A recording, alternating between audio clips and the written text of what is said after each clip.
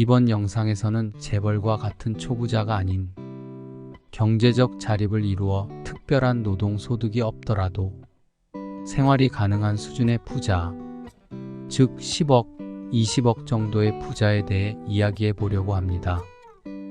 우리는 종종 더 많은 돈을 벌어야만 부자가 될 거라고 생각합니다. 하지만 자신의 생활 방식을 향상시키기 위해 돈을 더 많이 벌어야 한다고 끊임없이 걱정하는 사람은 결코 부자가 될 수 없습니다. 이런 사람들은 돈을 더 벌게 되면 자신의 생활을 향상시키는데 소비하기 때문에 결코 소비에 비해 소득이 많아질 수 없습니다. 따라서 부자가 되기 위해서는 생활 수준을 덜 중요하게 생각해야 합니다. 부자가 되는 길은 생활 수준을 높이는 데 있지 않습니다. 오히려 생활 수준에 대한 집착을 내려놓고 소득에 비해 소비를 적게 해야 비로소 부유해질 수 있습니다. 대부분의 사람들은 부에 대해 큰 착각을 하고 있습니다. 수입이 높으면 부유하다고 생각하는데 이는 잘못된 인식입니다. 만약 매년 많은 돈을 벌고도 그 수입을 다 써버린다면 당신은 부유해지고 있는 것이 아닙니다. 그저 부유한 생활을 누리고 있을 뿐입니다. 진정한 부는 소비가 아닌 축적에서 나옵니다. 부를 축적하는 능력은 행운이나 유산, 고학력 또는 지성에 의해 결정되지 않습니다. 근면, 인내, 계획성, 그리고 무엇보다 자제력이 중요한 요소입니다. 그 중에서도 자제력이 바로 부의 문을 여는 가장 중요한 열쇠입니다. 돈, 시간, 에너지는 한정된 자원입니다.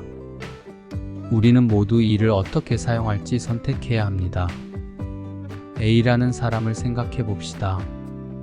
그는 자동차를 좋아해 많은 시간을 들여 최고의 차를 고르고 여러 가지 조건을 비교해가며 합리적인 소비를 합니다.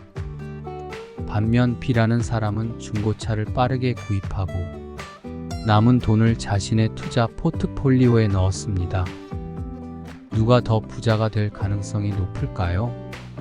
A는 합리적 소비자일 뿐 부유해지지는 못할 것입니다. 반면 B는 단순하지만 시간과 남은 돈을 자산을 늘리는 데 투자했습니다. 부는 소비의 합리성에 있는 것이 아니라 어떻게 축적하느냐에 달려 있습니다. 소득 대비 적은 소비를 할 수 있는 검소함과 자제력에 있는 것입니다. 통계적으로 증명된 사실에 따르면 재벌과 같은 초부자를 제외한 평범한 사람의 경우 부모에게 경제적 도움을 받지 않은 자녀가 경제적으로 도움을 받은 자녀에 비해 더 부유하다고 합니다.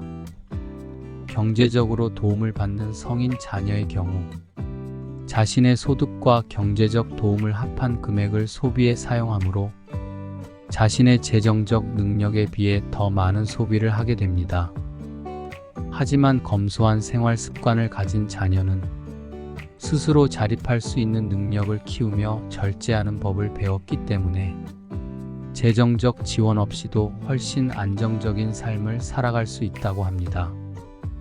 그래서 우리는 종종 부유한 부모의 자녀들이 그들의 부모의 부유한 생활 방식을 유지할 수 없는 딜레마를 목격하곤 합니다.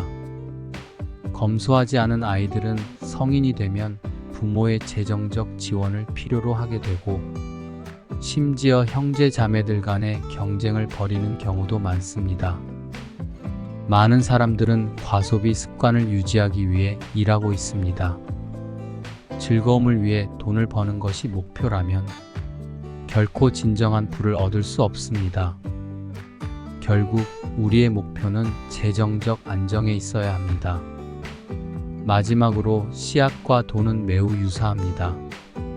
씨앗은 먹거나 심거나 둘 중 하나를 선택할 수 있습니다.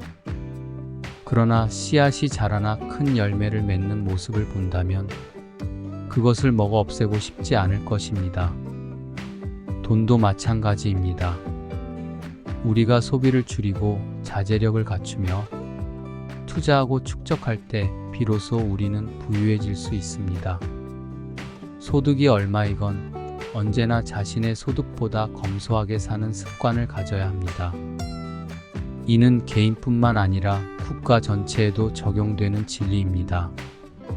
경제적 지원이 많을수록 사람들은 그에 맞추어 생활하며 소비하게 됩니다. 하지만 이는 결국 그들을 부자가 아닌 소비자로 만들 뿐입니다. 부를 모으는 것은 단순한 행운이 아닙니다. 근면, 자제력, 그리고 현명한 선택이 우리를 진정한 부자로 만들어줄 것입니다. 이 영상의 일부 내용은 이웃집 백만장자에서 인용했음을 알려드립니다. 그럼 오늘도 좋은 하루 되십시오.